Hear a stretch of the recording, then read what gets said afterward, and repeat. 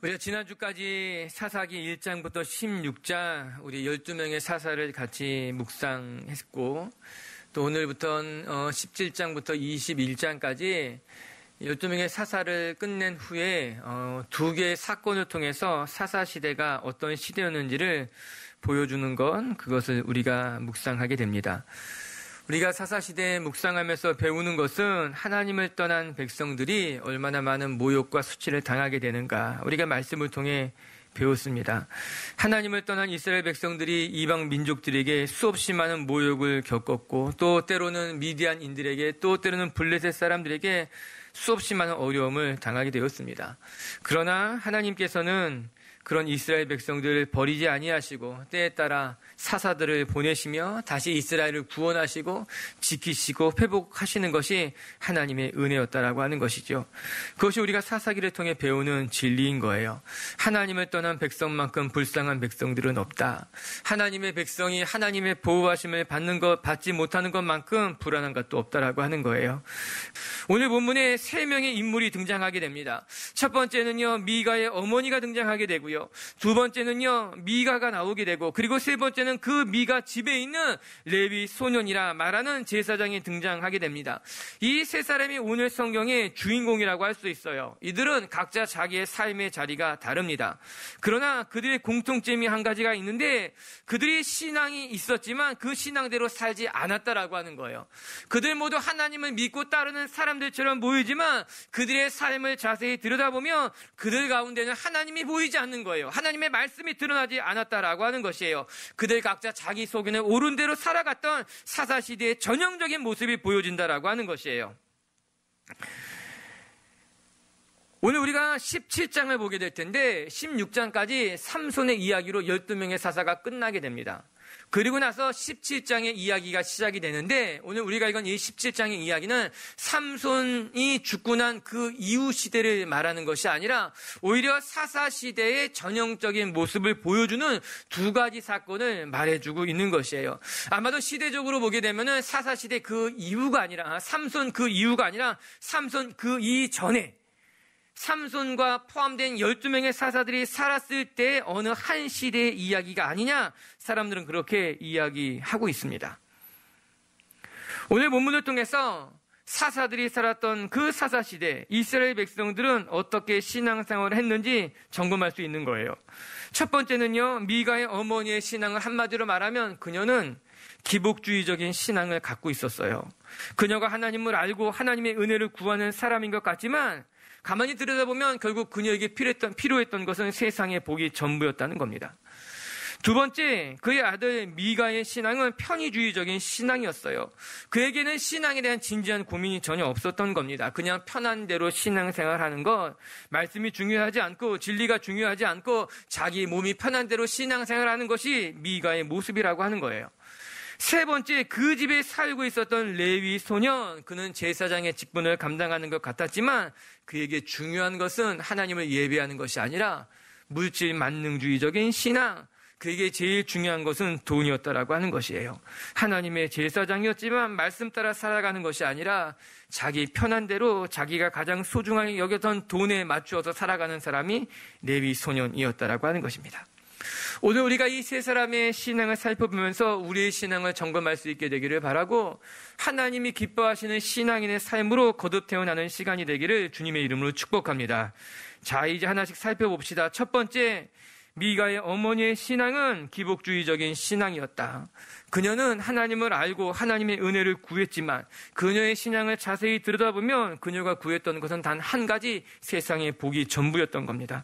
오늘 말씀의 배경이 되는 사건, 우리 1절과 2절을 다 같이 한번 읽어볼게요. 시작.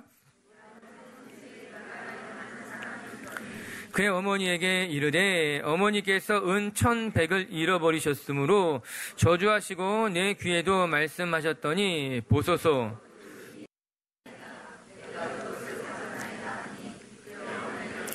내 아들이 여호와께 복받기를 원하노라 하니라. 미가의 어머니가 은 1,100개를 잃어버려서 그것을 찾으려고 한다. 이것이 오늘 사건의 배경입니다.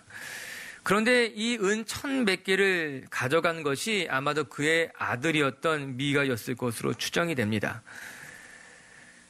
여러분, 이 100개가 얼마나 큰 돈일까 한번 살펴보면 우리가 생각한 것보다 훨씬 큰 금액임을 우리가 알아야만 합니다. 뒤에서 살펴보게 되겠지만 미가의 집에 있었던 이 레위 소년이 제사장으로 받게 되는 돈이 얼만큼 됐는가? 1년에 은 10개를 주고 이 미가가 이 레위 소년을 자기의 제사장으로 삼았다고 이야기합니다. 즉 제사장이 1년에 받는 금액이 은 10개 정도 된다라고 하는 거예요. 그렇다면 은 1100개는 약 보통 사람의 100년치의 연봉쯤 되는 엄청나게 큰 돈을 이 미가의 어머니가 잃어버렸다라고 하는 거예요. 이 여인은 어떤 여인이기에 이렇게 큰 돈을 가지고 있었을까? 그리고 그것을 잃어버렸을까? 큰 돈을 잃어버렸기에 미가의 어머니는 그 은을 훔쳐간 사람을 저주하게 됩니다. 그리고 미가는 어머니가 저주하는 소리를 듣고 그 말에 두려운 나머지 자기가 가지고 간 은 1000개를 다시 어머니에게 도로 가져다 주게 됩니다. 일종의 자수이기도 하고 또 일이 더 커지기 전에 수습하려고 했던 것이 아닐까 그런 생각을 하게 됩니다. 그런데 재미있는 것은 그녀가 이렇게 잃어버린 돈을 찾고 난 다음에 어떤 행동을 하는가입니다. 3절을 보게 되면 잃어버린 돈을 찾아준 아들을 위해서 내가 너를 위해 신상을 만들겠다고 이야기합니다.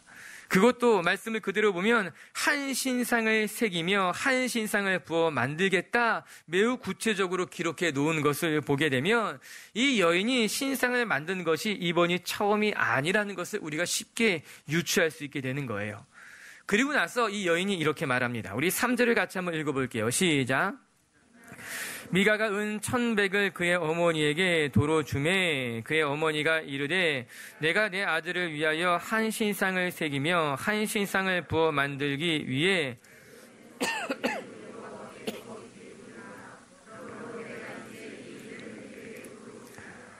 내 손에서 이 은을 여호와께 거룩하게 드리겠습니다. 이런 고백이 3절에 같이 나온 것을 우리가 확인할 수 있습니다. 여러분, 이게 무슨 말입니까? 미가의 어머니라는 사람이 내가 잃어버린 돈을 찾았으니 이 돈을 찾아준 내 아이를, 자녀를 위해서 신상을 부어 만들겠다고 이야기해놓고서는 또 한편으로는 하나님 앞에 내가 이것을 거룩하게 드리겠다고 이야기하고 있는 거예요. 그럼 미가 어머니라는 사람의 종교가 도대체 무엇일까? 여호와께 거룩히 드리겠다 그렇게 말을 하면서도 또 한편으로는 잃어버린 돈을 찾아준 아들을 위해서 신상을 만들겠다라고 하는 거예요.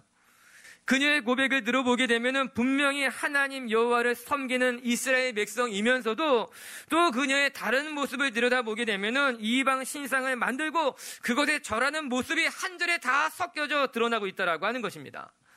오늘 사사기 기자는 우리에게 당시 이스라엘 백성들이 어떻게 신앙생활을 하고 있는지를 조금 더 가감없이 보여주고 싶었던 것만 같아요.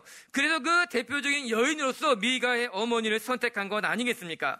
그 당시 이스라엘 백성들이 어떻게 신앙생활을 하고 있었는가? 그들은 한편으로 하나님을 섬기고 하나님의 백성이라고 이야기하면서도 또 동시에 다른 우상들을 지배드리고 다신 우상을 만들기도 하고 그것에 절하고 있는 모습을 보여주고 있다라고 하는 것입니다. 미가의 어머니는요, 하나님을 알았어요. 하나님을 섬기는 이스라엘 백성이었지만 또 한편 필요에 따라서 신상을 부어 만들기도 하고 그것도 절하기도 했던 여인이 이 여인이라고 하는 거예요. 4절을 읽어보게 되면 잃어버린 은을 은장새기게 갖다줘서 우상을 만들기도 했다. 또 심지어는 드라빔을 제작하기도 했다고 이야기합니다. 드라빔이라고 하는 것은요, 소지하고 다닐 수 있는 작은 우상이었어요. 그래서 라헬이 자기의 집을 떠나오면서 드라빔을 숨겨져 가지고 나왔다 이야기한 것 아니겠습니까? 이 미가의 집에 드라빔이 있었던 거죠. 우상이 있었던 거죠. 그 집에 자연스러운 것이었다고 이야기하고 있는 겁니다. 여러분, 어떻게 이 집을 설명할 수 있겠습니까? 이 미가의 어머니의 신앙을 설명할 수 있겠습니까? 그렇다면 미가의 어머니에게 있어서 신앙은 무엇일까요? 어떻게 그런 신앙을 가질 수 있을까요? 그 해답이 2절에 정확하게 나옵니다. 2절 하반부에는 이런 말이 나와요. 이르되 내 아들이 여호와께 복받기를 원하노라 하니라. 미가 어머니의 입에는 이 말이 늘 배어 있었어요. 내가 여호와께 복받기를 원하고 내 자녀가 여호와께 복받기를 원한다. 잃어버린 돈을 찾았을 때도 그랬고 우상을 만들 때도 동일하게 고백했다라고 하는 거예요. 그의 입에 배어 있는 거, 내가 여호와께 복받기를 원한다는 거, 그녀의 중심을 알 수 있는 중요한 대목이라고 하는 겁니다. 미가의 어머니의 관심은 단 한 가지, 내가 이 세상에서 어떠한 복을 받을 수 있는가라고 하는 거예요. 아무런 어려움이 없이 복받고 살아간다면 그것으로 족한 여인이 이 미가의 어머니였다라고 하는 겁니다. 내가 하나님을 섬기던 아니면 우상을 섬기던 간에 내 인생에 어려움을 겪지 않으면 된다는 거예요. 내가 하나님을 섬기던 이방 우상을 섬기던 간에 내게 세상의 복이 오기만 하면 된다라고 하는 거예요. 아니 어쩌면 이 여인은 그렇게 은 1,100개를 모았을지 몰라요. 세상의 복을 쫓아가면서 세상의 복을 붙들며 살아가면서 그녀가 그렇게 세상의 복을 추구하면서 그녀는 영적으로 무너지기 시작한 거예요. 영적으로 기복주의적 신앙으로 전락하기 시작한 것 아니겠습니까? 우리는 이런 미가 어머니의 신앙을 기복주의적인 현세 신앙이라고 말하고 있지 않습니까? 복을 받기 위해 신앙생활하는 사람들, 그것이 하나님이든 아니면 우상이든 중요하지 않습니다. 내게 복이 된다면, 내가 복을 받을 수 있다면 나는 무엇이든 할 수 있다는 신앙이 기복주의적인 신앙 아닙니까? 이런 물론 저는 우리가 하나님의 복이 필요 없는 사람이라 그렇게 생각하지 않습니다. 여러분, 우리는 하나님의 돌보심이 필요한 사람들입니다. 하나님의 인도하심이 없이 우리가 어떻게 살아갈 수 있겠습니까? 때로는 하나님이 만나 메추라기라는 양식도 보내주어야만 우리가 살 수 있는 사람들인 거예요. 그러나 그렇다고 해서 우리가 이 세상의 복을 받기 위해서 신앙을 팔아버릴 수는 없는 것 아니겠습니까? 이 세상의 복을 누리기 위해서 이 세상 헛된 것들을 바라보면서 기웃거리면 안 되는 것 아니겠는가? 여러분, 우리가 이 세상의 복을 받기 위해서 배교하는 사람들이 아니라 하나님을 위해서라면 이 세상의 복도 포기할 줄 아는, 순교할 줄 아는 사람이 되어야 되는 것이 맞는 건 아니겠는가라고 하는 거예요. 사랑하는 빛의 교회 성도 여러분, 우리에게 참된 복은요, 다른 것이 아니라 우리가 하나님을 만난 것이 최고의 복인 줄로 믿습니다. 우리가 하나님을 만나서 하나님의 보호하심을 받고 하나님을 만나서 하나님의 인도하심을 받는 것이 우리의 삶의 가장 최고의 축복이라고 하는 것이에요. 저는 빛의교회 성도들이 세상의 복을 받기 위해서 여기저기 기웃거리는 사람들이 아니라 신앙의 진리 대신 예수님만 바라보고 우리를 창조하신 하나님만 굳게 붙들고 살아가는 참된 신앙인들 될 수 있게 되기를 주님의 이름으로 축복합니다. 두 번째, 이제 살펴볼 것은 미가의 집에 있었던 레위 소년에 대한 이야기를 먼저 보십시다. 결론부터 말한다면 미가의 집에 있었던 레위 소년은 물질 만능주의적인 신앙을 가진 사람이었어요. 그에게 중요한 것은 그가 비록 제사장이었지만, 그가 비록 레위 사람이었지만 하나님의 말씀 따라 살아가는 것이 중요하지 않고 그는 자기 좋을 대로, 자기 득이 된다면 그 득대로 살아갔던 사람이 레위 소년이었어요. 우리 7절부터의 말씀인데 7절, 8절 두 절을 같이 한번 먼저 읽어볼게요. 시작. 그는 레위인으로서 거기 거류하였더라. 그 사람이 거주할 곳을 찾고자 하여 그 성읍 유다 베들레헴을 떠나 가다가 에브라임 산주로 가서 미가의 집에 이름에 유다 베들레헴에 한 청년이 살았다, 그렇게 이야기하는데 성경은 그가 레위 사람이라고 이야기해 주고 있습니다. 그런데 그가 거주할 곳을 찾고자 하여 자기에게 주어진 성읍 유다 베들레헴을 떠나서 에브라임 산주를 가서 미가의 집에 이르렀다는 것이 오늘 7절의 말씀인 거예요. 여러분, 이것이 왜 문제가 되는 것일까? 사람은 누구나 자기에게 좋은 땅을 찾아 살아가는 것, 그거 당연한 일일 수 있습니다. 내게 더 좋은 직장을 찾는 것, 내게 더 좋은 환경을 찾아가는 것은 우리에게 권리일 수도 있고 우리가 충분히 해야 하는 일이기도 합니다. 그러나 문제는 오늘 성경은 그가 레위 사람이었다, 그렇게 단서를 달고 있는 거예요. 여러분, 레위 사람들은 하나님이 정해주신 성읍을 지키며 레위인으로서 자기에게 맡겨진 사명을 감당하는 사람이 레위인이었어요.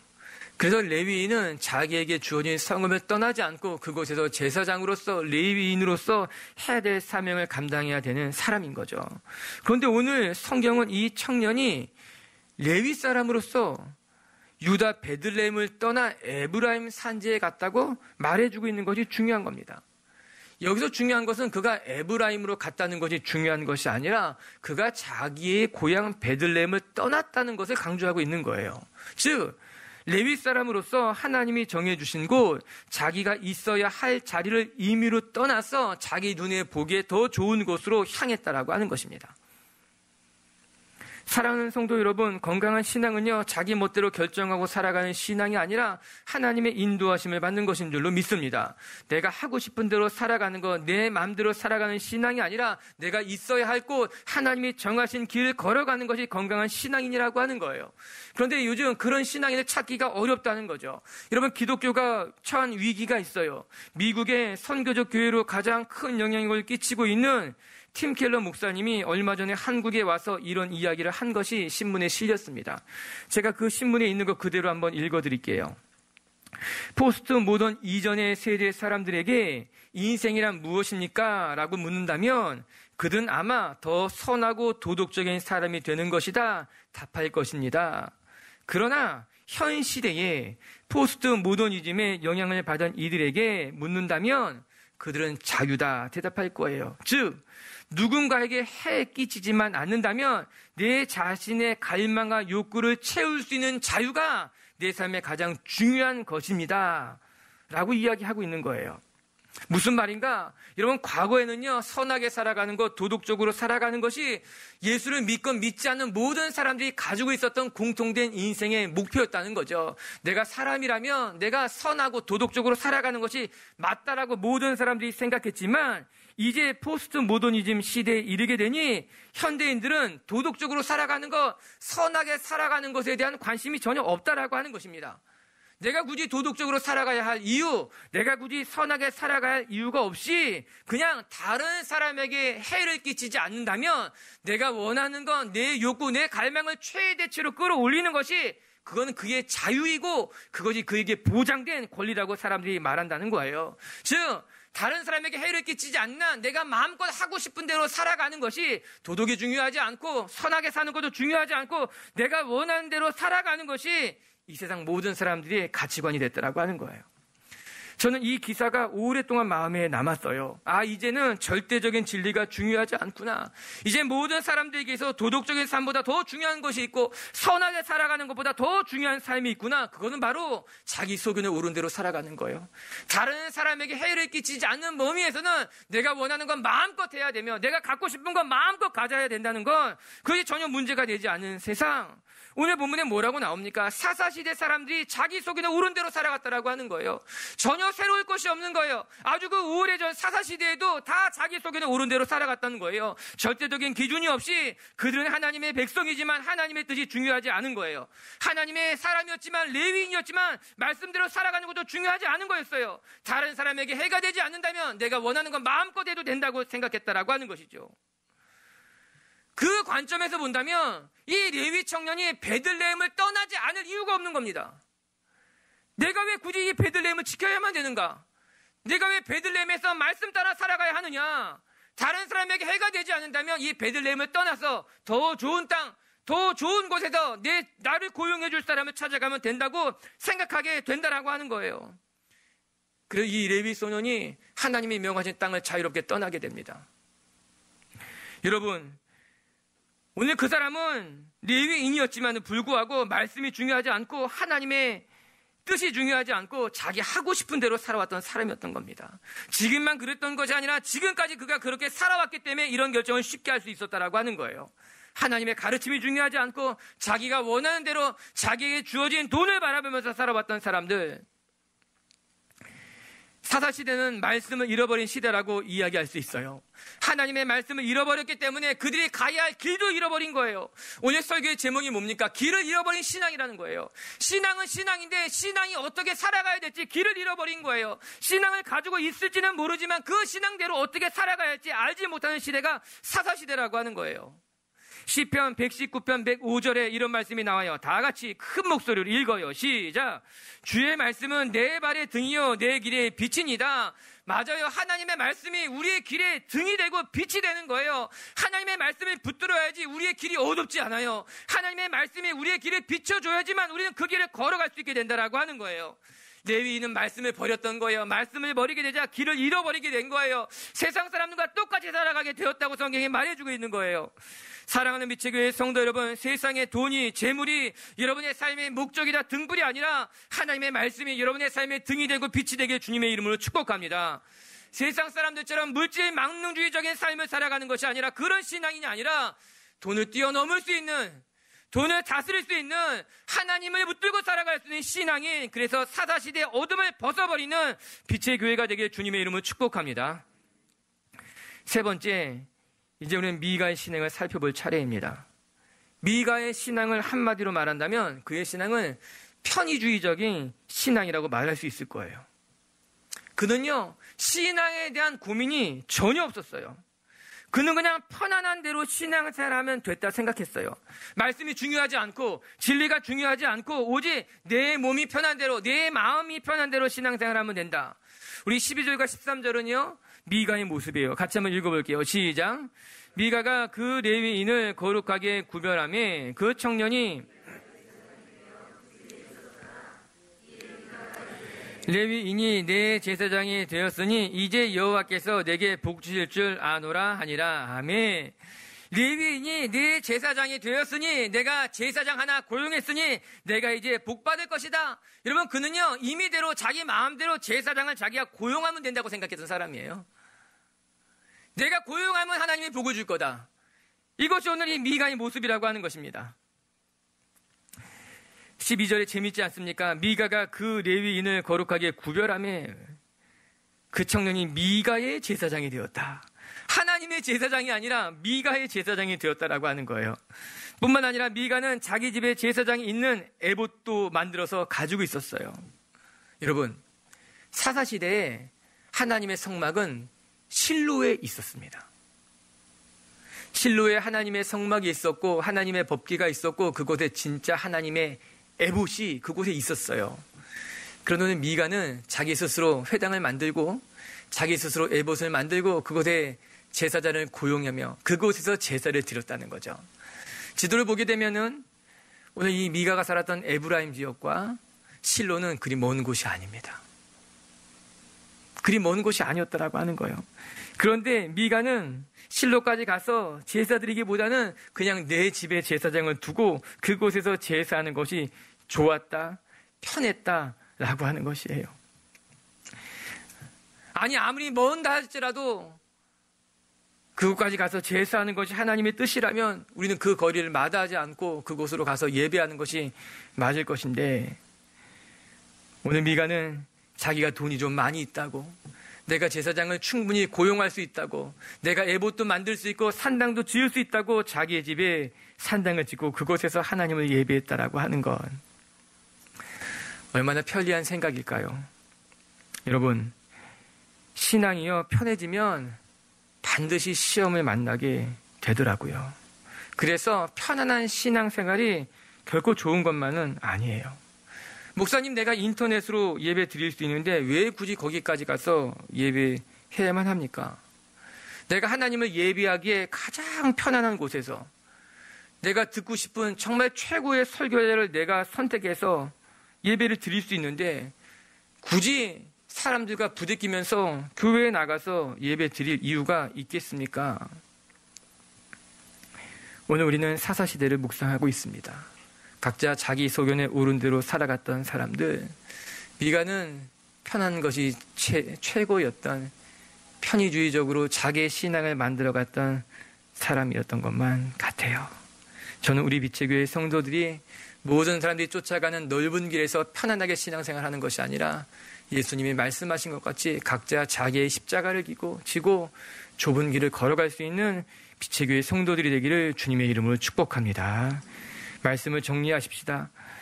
오늘 우리는 사사시대의 신앙인이라고 이야기하는 세 사람의 모습을 살펴봤어요. 미가의 어머니도, 또 미가 집에 있었던 레위 소년도, 또 미가도 다 신앙이 있는 사람들이었던 것만 같아요. 그러나 그들의 신앙에는 하나님은 보이지 않았습니다. 미가의 어머니는 기복주의였고, 미가는 편의주의적인 신앙이었고, 레위 소년은 물질 만능주의적인 신앙을 가진 것 뿐이었어요. 그래서 그들은 각자 하나님의 말씀을 잃어버린 채 자기 소견에 오른 대로 살아왔었죠.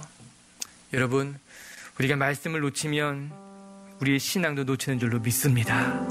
이 세상 속에서 늘 말씀 속에 거하며 말씀을 붙들고 살아가는 빛의 교회 성도가 되길 주님의 이름으로 축복합니다. 첫 번째, 미가의 어머니의 신앙은 기복주의적인 신앙이었다. 사랑하는 성도 여러분, 우리가 하나님을 만난 것이 우리 인생의 최고의 복임을 기억하시고 하나님 붙들고 살아가는 신앙인들 되기를 주님의 이름으로 축복합니다. 세상의 복을 구하는 자가 아니라 하나님의 나라와 의를 구하는 자가 되기를 바랍니다. 두 번째, 미가 집에 있었던 레위 소녀는 물질 만능주의적인 신앙이었어요. 그에게 제일 중요한 것은 돈이 전부였어요. 저는 우리 빛의 교회 성도들에게 돈이 전부가 아니라 하나님이 전부이기를 바라고, 돈에 끌려다니는 사람들이 아니라 오히려 돈을 다스릴 수 있는 하나님의 사람들, 순결한 사람들 되기를 주님의 이름으로 축복합니다. 그리고 세 번째, 미가의 신앙은 편의주의적인 신앙이었다.